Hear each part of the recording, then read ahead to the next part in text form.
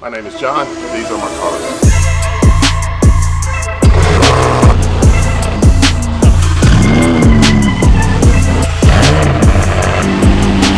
Let's take a tour. We'll start here and we'll go left to right. Got the RZR outfitted with some lights and music. You rip this around the yard or just kind of have fun with it? Just rip it down the yard, maybe give it a spin with some of the kids and their friends down to the school. Drive it to work sites. It's got tags on it so it can be put on the highway. Oh, sweet. So yeah, driven it to work a few times, but mainly just driving it around the property with the kids and their friends. That's awesome. What do you do for a living for the viewers? Real estate. I develop and build real estate. That's awesome. Fantastic. You've done well. So all right, we've got a 69 Camaro SS. You want to talk about this for us? Yeah, this here is just a project shell right now. Looking for a home right now for someone to build this, but good bones on it. 69, and hoping to get it and make a really nice Restomod out of it. So it's just a garage queen right now, leaking a bunch of fluid in here. So can't wait to get it out. It'd be a good start. Just for a transplant to go in and get new suspension and everything up under it. For sale if anybody's asking. So. There you go. All right, let's dive into this big dog here. This GT2 RS, first Porsche I've ever actually driven or owned. Wow. And you know, Nashville's pretty big on Porsches, and thought I'd see what the rave was all about. So this car was built by GMG, race team out in California. And car's got all carbon pieces on it. Everything on the exterior has been swapped out to carbon. Stage 2 tune, exhaust on it. Car's probably putting out, I think, 790 horsepower with the tune that it has on it. But yeah, it's a track weapon. It's pretty stiff, and quite honestly, it's probably my least favorite car to drive, just because it's so stiff. But yeah, for somebody who enjoys Porsches, this is a good piece to have. So. Pretty fantastic first Porsche to dive into, and obviously you spec'd it out real nice. Now, does this have a stealth? Yeah, so the car is originally silver. Okay. I think I wrapped this car last fall. Just wanted to change it up a little bit and put this matte finish on it. But yeah, it's all PPF, windshield, everything's got it on it, but oh, man. I decided to change the color up on it a little bit. I think it looks great. I think that nice contrast between the stealth and the gloss and the carbon, and yeah, you really weren't lying. There's carbon everywhere on this car. This is pretty fantastic. And full disclaimer, every car in here, truthfully, is for sale. So. That's awesome. Well, hey, if anything catches your eyes, guys, this is the man for you. So let's take a look at this. Obviously not your normal stock R8 here. Yeah, so this car here I bought from a guy out west, Pacific German. This was his old car. I would say he's probably one of the premier Audi connoisseurs in North America. And car's got a lot of good goodies on it. Car wasn't a V10 Plus, but the goodies they put on it, obviously a lot of carbon fiber, Audi Sport kit that you can't even get in North America.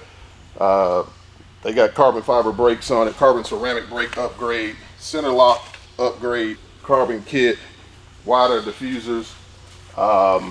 It's got a VF supercharger on it that's putting out 850 horsepower on a dyno. Had a Aquapovit exhaust on it, and changed that out to a Soul exhaust. Interior, changed the steering wheel out on it, made it a V10 Plus steering wheel with carbon fiber upgrades in it.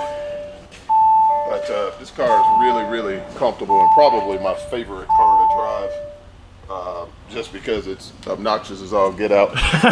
And it's really comfortable with the factory seats and everything in it. But, sure.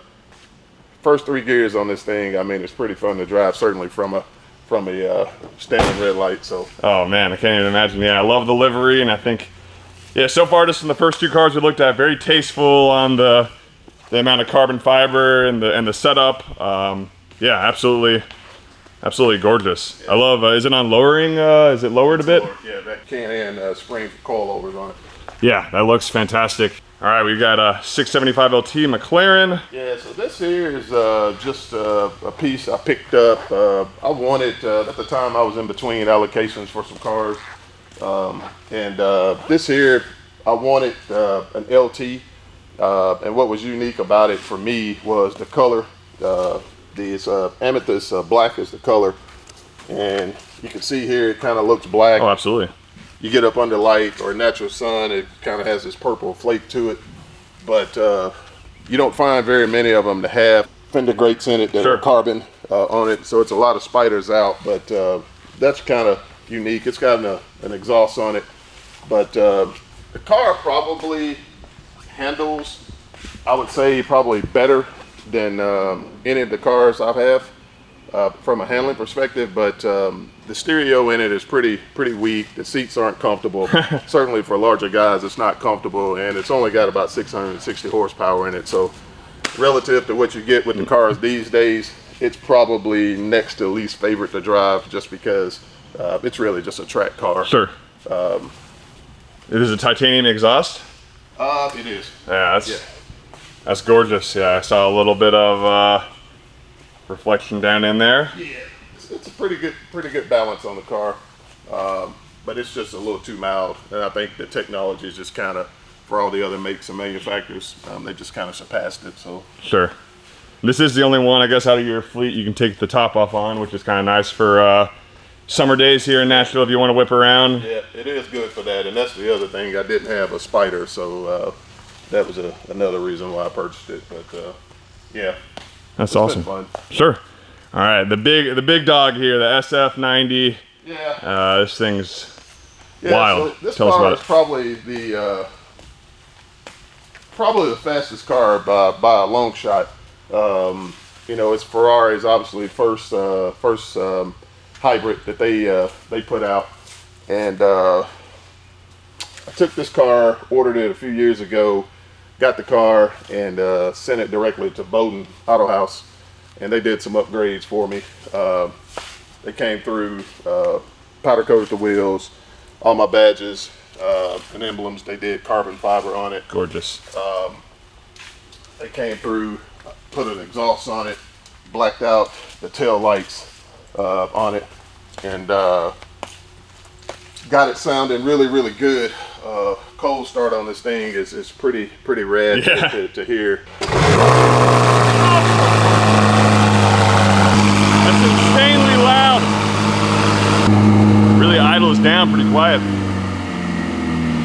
This car, if I go on short trips, it's probably the most comfortable car to ride, and it's pretty cool too, knowing that most of the time you're going to be around a group of guys. You're going to be in something that's probably going to be able to keep up with everybody, if not outrun them. So, oh, absolutely. Yeah, when the electric motors kick in on this thing, it's pretty fun to drive. So, you know, it's a lot of technology in the car. Golly, yeah. Tons of carbon too, full carbon on the back of the bucket seats. Yeah. Carbon all over steering wheel, carbon. This is fully dripping in carbon everywhere. This is gorgeous. And I really like the subtle, I mean, I like the color. You know, typically everyone gets red Ferrari, yellow Ferrari, but this is nice. This is a nice change of pace, especially with everything blacked out. Yeah, and I actually saw a guy over in Europe that had this car. They normally get their allocations and start driving their cars before we do, but he had this color, and a lot of times I'll go through, you know, I don't think I have my current selection in here now, but most of my cars in the past I've had different color contrasting calipers. This one here I want to just kind of keep real subtle and just kind of stealthy, so I did just normal black calipers, gloss wheels on it, and just let the paint be what it is and black the car out with tint. So I'm pretty cool with how it turned out. Absolutely, and it's definitely loud from what you guys heard there of the startup. And I'm noticing on a few of your cars you got the Air Jordan logo. What's the story behind that? Or it's just something I started putting on. Yeah, we'll come over to this one here. It's one of those things that just made it unique. I felt like, to me, some people call it corny. I call it, you know, just me branding whatever it is I'm driving. So whether it's a personal daily vehicle or, you know, these cars, I just find some way to put a Jordan logo on them. So no, that's awesome, man. I think that's cool to kind of make it, again, your own, and well, whatever people think, it is what it is. It's your car, and I think it's great. So let's take a look at the STO here. This one's pretty rowdy too. yeah, so this car here is the car I probably drive the absolute least amount of time. This car, for sure, I can't wait to get rid of. The car is cool looking, I'll give it that, but performance, radio, infotainment, everything is horrible. Sorry. But yeah, it's just, I'm not huge into some of the amenities and some of the stuff inside of it, but I do think it's cool. The seats are comfortable. It sounds good once it opens up and you get on it, but I had a Performante prior to this, and I personally feel like it was a better car to drive than this car.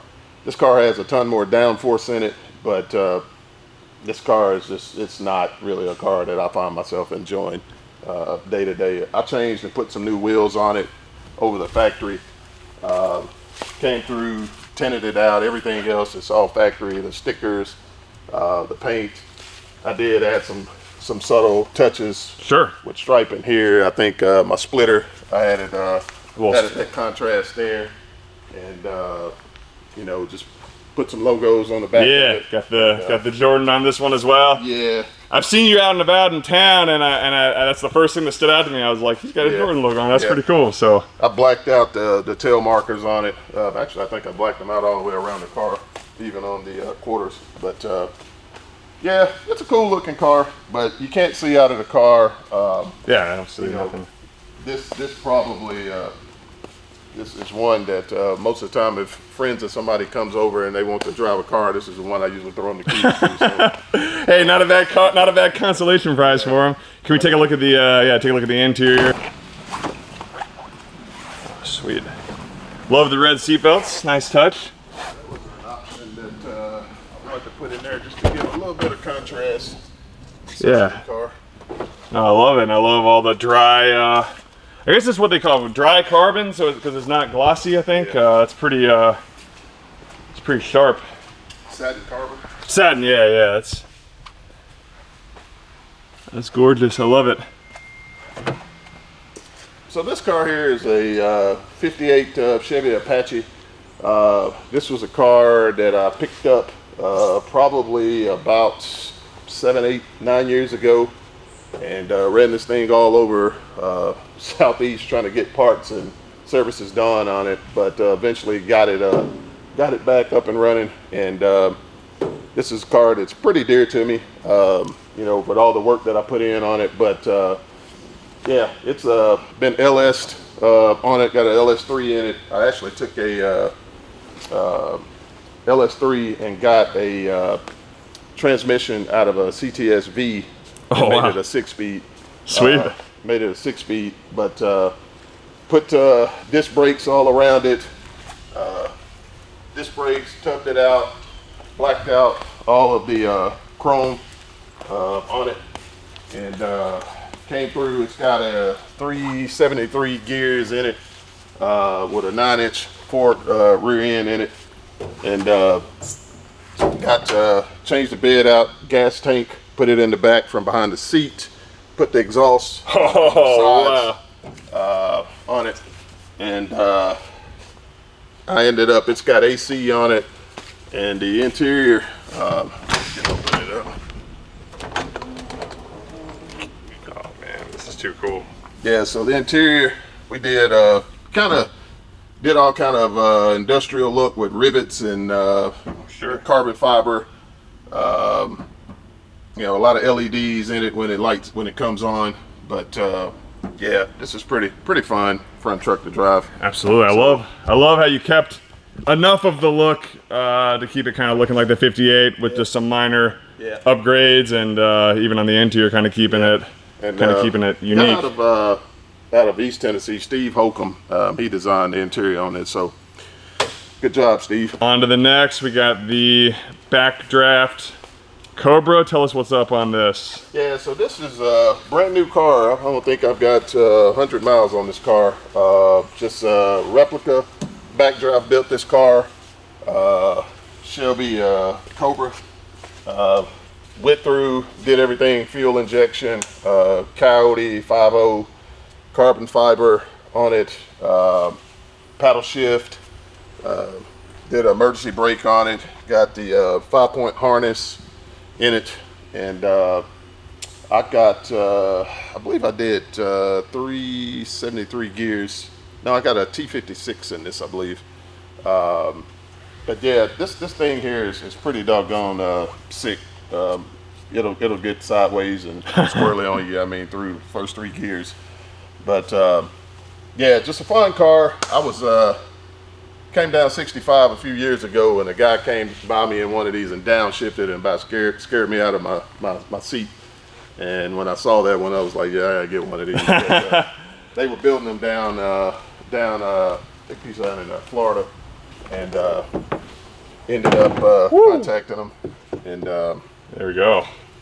That's gorgeous. Yeah, I mean, it's a powerful engine for what it is, and then you think about how lightweight this is. I mean, this thing would just fly off the road. I can't even imagine. And then having that open air kind of visceral experience. Oh, it's pretty sick to start it up on it, but I need to get it on a trickle charger. It's been sitting here. Sure, yeah. I mean, it's hard. I guess when you have what, dozen cars, it's hard to pick which one. What would you say out of all of them? I guess is your favorite out of all the cars that you own currently? The Audi probably.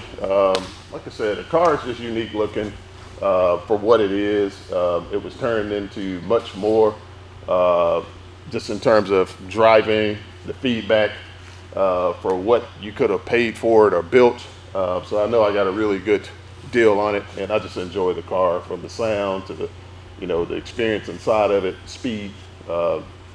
It's a really good balanced car, so I have fun with it. That's awesome. What anything coming to the garage in the future, or any what's going on with that? Yeah, hopefully at some point, I had got an allocation for Valhalla, Aston Martin Valhalla, back in 2019. So I think there's supposed to be a spec session that occurs end of the summer with that. So we're here in Q1 on that.